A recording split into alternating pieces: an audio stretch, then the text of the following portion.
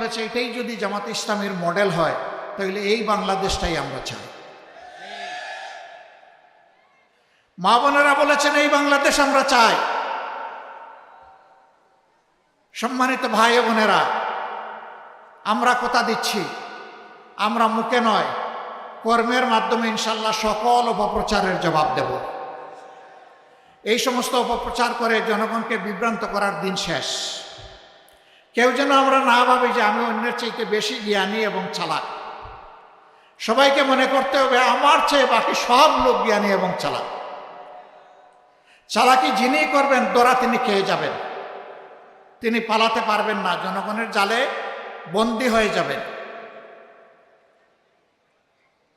আমরা আপনাদের কাছে খোলামেলা আহ্বান জানাতে চাই, আমরা মুখে যা বলি তার যদি বিপরীত আপনারা কিছু আমাদের মাঝে পান, আমাদেরকে সংশোধন করার জন্য পরামর্শ দেবেন।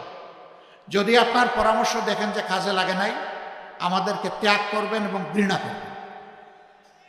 যদি দেখেন আমাদের মধ্যে ভালো কিছু আছে এবং ভুল করলে আপনাদের পরামর্শ আমরা গ্রহণ করি, আমরা অবশ্যই আপনাদের ভালোবাসা পাওয়ার দাবিদার।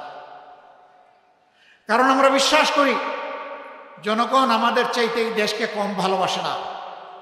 এর প্রমাণ বাংলাদেশের জনগণ ইতিমধ্যে দিয়ে ফেলেছে। 5 আগস্ট পরিবর্তন হওয়ার পর 6, 7, 8 বাংলাদেশে কোনো সরকার ছিল না। আমি ঠিক বললাম না বেঠিক বললাম?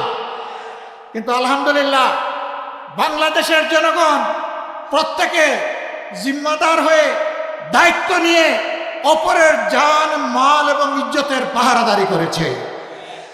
ব্যাংক লুট হয় নাই, সোনার দোকান লুট হয় নাই, বিভিন্ন বিজ্ঞানাগার লুট হয় নাই, মানুষের বাড়িতে ডাকাতি হয় নাই, চুরি হয় নাই, মানুষের জীবন নিয়ে কাড়াকাড়ি করা হয় নাই। বাংলাদেশের মানুষ প্রমাণ করেছে আপামর জনগণ তাদের দেশকে এবং মানুষকে ভালোবাসে।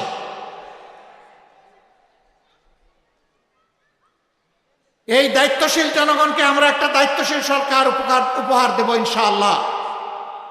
এই সরকার পরিচালনা করতে গিয়ে দেশি বিদেশি কোনো শক্তির লাল চক্ষুকে আমরা পাত্তাই দেব না। আমাদের সরকার পরিচালনার যদি আল্লাহর ইচ্ছায়, জনগণের ভালোবাসায় আমরা সেই সুযোগ পাই, সরকার পরিচালনার ভিত্তি হবে আল্লাহকে ভয় করা, প্রকাশ্যে এবং গোপনে। আল্লাহকে যারা ভয় করবে, জনগণের সমস্ত আমানত তাদের কাছে নিরাপদ।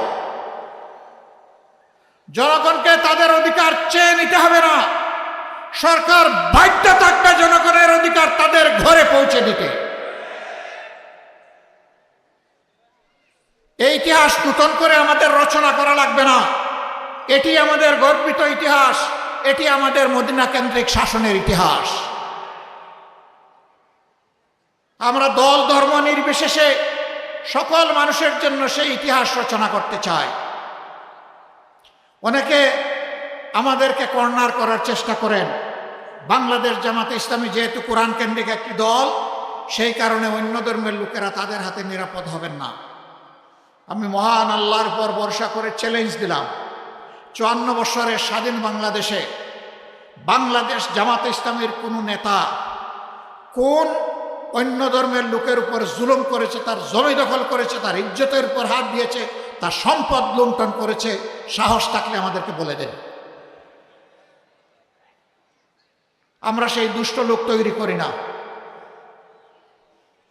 মহান আল্লাহ আমাদেরকে শিক্ষা দিয়েছেন, যেই দেশে মুসলমানরা সংখ্যাগরিষ্ঠ হবে সেই দেশে আল্লাহ বলতেছেন অন্য ধর্মের লোকদেরকে আমি তোমাদের কাছে আমানত রাখলাম, যদি তাদের অধিকার কেউ হরণ করে। আল্লাহর নবী বলছেন হাসরের দিন ওই মুসলিম নামের জালিমের বিরুদ্ধে আমার আল্লাহর দরবারে আমি হব বাদী, তার বিরুদ্ধে আমি করব মামলা দায়ের। আমরা আল্লাহ তাআলাকে ভয় করি, আমরা আমাদের এই সমস্ত ভাই বোনদেরকে সম্মান করি। ধর্মীয় কোনো বিশ্বাস ধারণ করা প্রত্যেক নাগরিকের নিজস্ব ব্যাপার। এখানে কোনো জোর জবরদস্তি চলবে না। আমি যেমন পছন্দ করব না আমার উপর কেউ তার ধর্ম চাপিয়ে দিই, আরেকজনে তেমন পছন্দ করবে না তার উপর আমার ধর্ম আমি চাপিয়ে দিই। এটা চাপাচাপির কোনো জায়গা নয়। তারা ইনশাআল্লাহ বাংলাদেশে নিরাপদ থাকবেন, যে বাংলাদেশ আল্লাহ যদি আমাদেরকে পরিচালনার তৌফিক দেন। এবং আগামী নির্বাচনে জামাতে ইসলামীর হয়েও তাদের কেউ কেউ ইনশাআল্লাহ সংসদ সদস্য পদে লড়াই করবেন। এর মাধ্যমে আমরা জাতিকে ঐক্যের জায়গায় আনতে চাচ্ছি, বিভক্তির বেদের আকার কবর রচনা করতে চাই।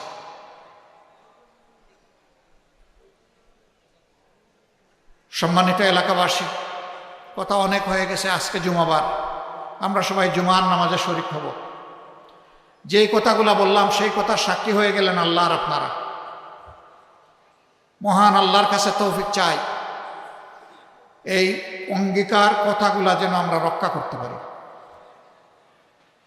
আমরা কথা দিচ্ছি, বাংলাদেশ পরিচালনার দায়িত্বে যাই অথবা না যাই, দুর্নীতির বিরুদ্ধে আমাদের যুদ্ধ চলবে।